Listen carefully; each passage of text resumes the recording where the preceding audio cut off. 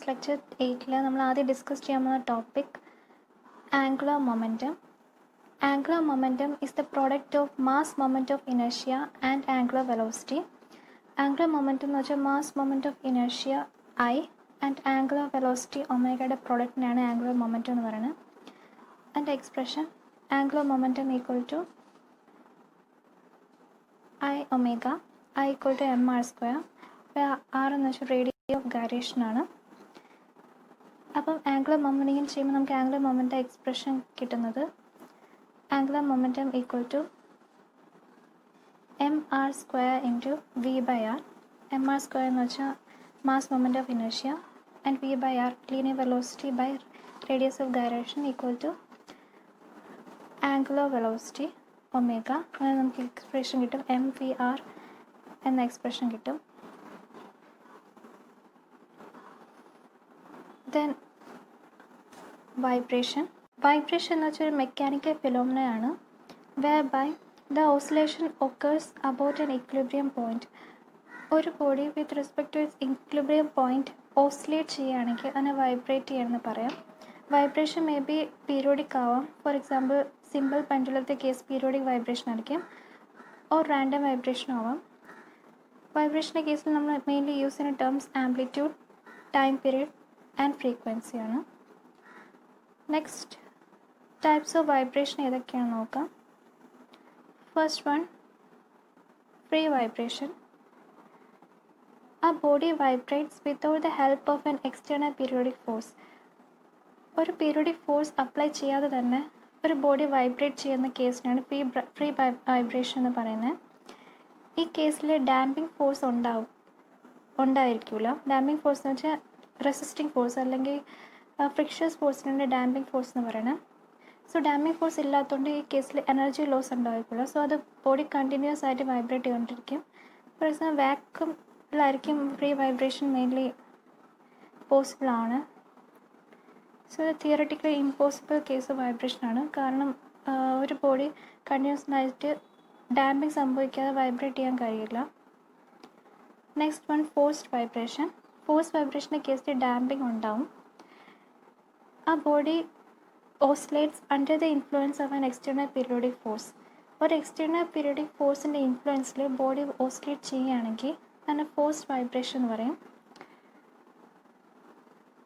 ഈ കേസിൽ amplitude change ആയിക്കൊണ്ടിരിക്കുക. ആംപ്ലിറ്റ്യൂഡ് ഡിക്രീസ് ആവും ബട്ട് ഫ്രീക്വൻസി കോൺസ്റ്റൻ്റ് ആയിരിക്കും ഫോഴ്സ്ഡ് വൈബ്രേഷൻ കേസിൽ. വൈബ്രേഷൻ റിലേറ്റഡ് ചെയ്ത കുറച്ച് എക്സ്പ്രഷൻസ് ആണ്. ഡാംപ്ഡ് ഫോഴ്സ് ഇപ്പം directly proportional to x dot എന്ന് വെച്ചാൽ വെലോസിറ്റിയാണ് ഇവിടെ ഡിനോട്ട് ചെയ്യണേ. CD എന്ന് വെച്ചാൽ ഡാമ്പിംഗ് കോഎഫിഷ്യൻ്റ് ആണ്, ഇതൊരു കോൺസ്റ്റൻ്റ് ആണ്, equal to damped force by velocity. നമുക്ക് MA ഈക്വൽ ടു KXും ഇതേപോലെ കിട്ടും. K is the constant. Then free undamped vibration കേസിൽ നമുക്കിടുന്ന equation x double dot plus K/m into X equal to 0. ഇവിടെ 0 ആയിരിക്കും, കാരണം ഈക്വൽ ടു 0 ആയിരിക്കും, കാരണം എക്സ്റ്റേണൽ ഫോഴ്സ് നമ്മൾ അപ്ലൈ ചെയ്യുന്നില്ല. ഇതൊരു ഫ്രീ വൈബ്രേഷൻ കേസ് ആയത്. ദെൻ ഫോഴ്സ്ഡ് അൺഡാംപ്ഡ് വൈബ്രേഷൻ കേസിൽ നമുക്കിടുന്ന equation x double dot plus K/m into X equal to FE. FE എന്ന് വെച്ചാൽ നമ്മൾ കൊടുക്കുന്ന അപ്ലൈഡ് ഫോഴ്സാണ്. ദെൻ ഫ്രീ ഡാംപ്ഡ് വൈബ്രേഷൻ കേസിൽ നമുക്കിവിടെ equation x double dot plus K/m into X plus C/m into X dot equal to 0. കെയും സിയും constants ആണ്. ദെൻ ഫോഴ്സ്ഡ് ഡാംപ്ഡ് വൈബ്രേഷൻ കേസിൽ നമുക്കിവിടെ equation x double dot plus C/m into X dot plus K/m into X equal to FE. FE എന്ന് വെച്ചാൽ externally apply ചെയ്യുന്ന ഫോഴ്സാണ്. then അടുത്ത സിമ്പിൾ പെൻഡുലം കേസിൽ യൂസ് ചെയ്യുന്ന ഇമ്പോർട്ടൻറ്റ് ഇക്വേഷൻസ് ആണ്. ഒരു സിമ്പിൾ പെൻഡുലം കൺസിഡർ ചെയ്യുകയാണെങ്കിൽ അതിൻ്റെ ലെങ്ത് L,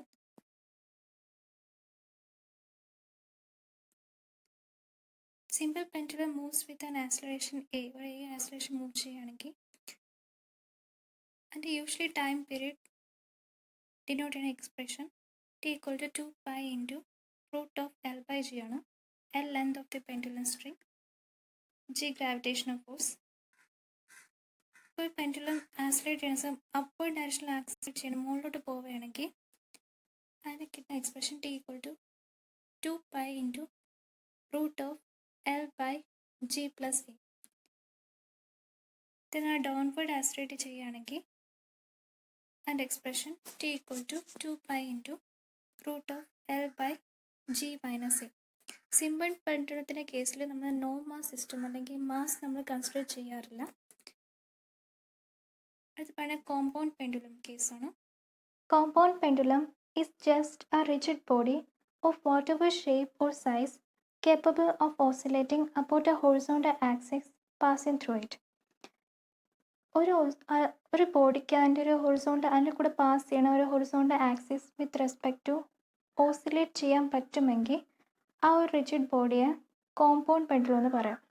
ഫോർ എക്സാമ്പിൾ, ഈ ഒരു റിജിഡ് ബോഡി കൺസിഡർ ചെയ്യുകയാണെങ്കിൽ ഈ ഒ എന്ന് വെച്ചാൽ അതിൻ്റെ പോയിൻ്റ് ഓഫ് സസ്പെൻഷനാണ്, G point of center of gravity, and P is the point of oscillation, center of oscillation. So, and the center of gravity suspension point ഇടയിലുള്ള distance ആണ് h.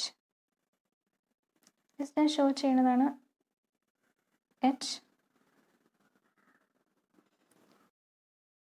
അങ്ങനെയാണ് നമുക്ക് ടൈം പീരിയഡിൻ്റെ ഇക്വേഷൻ കിട്ടുന്നത്.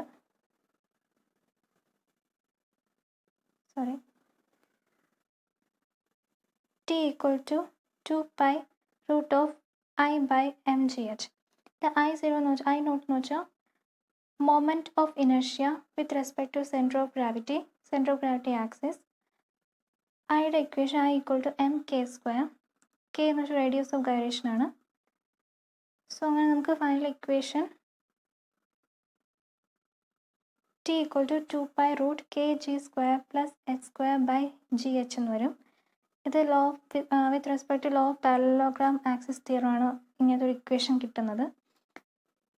Then K G square plus H square by H എന്ന് വെച്ചാൽ L ആണ്.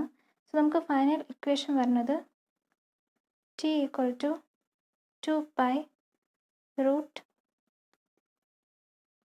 L by G എന്ന് കിട്ടും. Time period of compound pendulum. Then point of percussion. It does not impact the point of suspension and is always below G. ഈ percussion point അല്ലെങ്കിൽ centre of oscillation ഒരിക്കലും suspension പോയിന്റിനെ influence ചെയ്യില്ല. And ഇതെപ്പോഴും centre of ഗ്രാവിറ്റിയിൽ താഴെ ആയിരിക്കും act ചെയ്യണം. The point of percussion and point of suspension is interchangeable. And നമുക്ക് വേണമെങ്കിൽ പോയിന്റ് ഓഫ് പെർക്കഷനെയും പോയിന്റ് ഓഫ് സസ്പെൻഷനെയും ഇൻ്റർചേഞ്ച് ചെയ്യാം, വാല്യൂസ് വ്യത്യാസം വരില്ല. സോ ഇത്രയാണ് കോമ്പൗണ്ട് പെൻഡുലത്തിൻ്റെ കേസ്. ദെൻ അടുത്ത് സ്പ്രിങ് നോക്കാം. സ്പ്രിങ് ഇപ്പോൾ ഒരു ഫോഴ്സ് ആക്ട് ചെയ്യുകയാണ്. എന്നാൽ നമുക്ക് കിട്ടുന്ന ഡിഫോർമേഷനാണ് എക്സ്. ഇത് ഫോഴ്സ് എഫ് ആക്ട് ചെയ്യുന്നു, ഡിഫോർമേഷൻ എക്സ്. ദെൻ നമുക്ക് കിട്ടുന്ന equation K equal to minus K X. ഇവിടെ കെ എന്ന് വെച്ചാൽ സ്പ്രിങ് കോൺസ്റ്റൻ്റ് ആണ്, അല്ലെങ്കിൽ നമുക്ക് സ്പ്രിങ് സ്റ്റിഫ്നെസ്, സ്പ്രിങ് കോഎഫിഷ്യൻറ്റ് അല്ലെങ്കിൽ സ്പ്രിങ് റേറ്റ് എന്ന് അതിനെ ഡിനോട്ട് ചെയ്യാം കെ വാല്യൂവിന്. ബേസ്ഡ് ഓൺ കണക്ഷൻ ഇത് രണ്ട് കേസാണുള്ളത്, spring in parallel and spring in series. First of all നമുക്ക് സ്പ്രിങ് ഇൻ പാരലൽ കേസ് നോക്കാം. Spring in parallel deformation same ആയിരിക്കും, ബട്ട് ലോ ഡിഫറെൻ്റ് ആയിരിക്കും.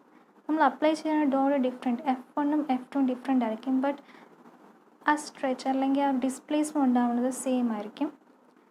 അതാണ് സ്പ്രിങ് ഇൻ പാരലൽ കേസിൻ്റെ x1 equal to x2, F1 not equal to F2. അതായിരിക്കും spring in parallel കേസിൻ്റെ വരുന്നത്.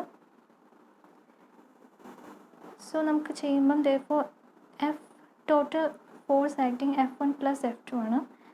നമുക്ക് ലാസ്റ്റ് കിട്ടുന്ന equation equivalent coefficient equal to K1 plus K2.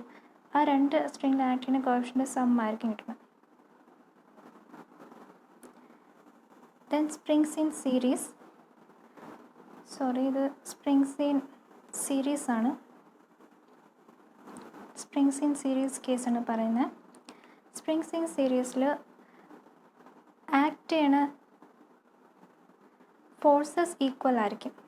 F1 equal to F2 ആയിരിക്കും. Forces same ആയിരിക്കും, ബട്ട് ഡിസ്പ്ലേസ്മെൻറ്റ് ഡിഫറെൻ്റ് ആയിരിക്കും. x1 not equal to x2 ആയിരിക്കും. So നമുക്ക് total displacement sum x equal to x1 plus x2 എന്ന് കിട്ടും. അതുപോലെ equivalent coefficient equal to 1/ks equal to 1/k1 plus 1/k2 എന്നുള്ള എക്സ്പ്രഷനാണ് കിട്ടുന്നത്.